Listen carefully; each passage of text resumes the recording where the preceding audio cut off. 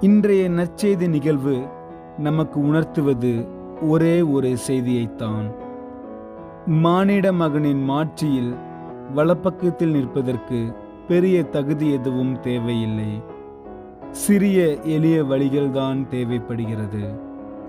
அவை உன் மீது அன்பு கூர்வது போல அடுத்தவர் மீதும் அன்பு கூர்வது, பசித்தோர்க்கு உணவு அளிப்பது, தாகம் உள்ளோருக்கு தண்ணீர் கொடுப்பது, ஆடை இல்லாதோருக்கு ஆடை தருவது, நோயுற்றோரை சந்திப்பது, சிறையில் இருப்போரை சந்திப்பது போன்ற எளிய செயல்கள்தான்.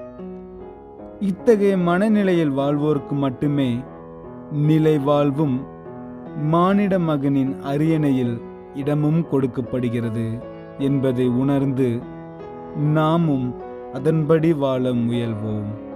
ஆமேன்.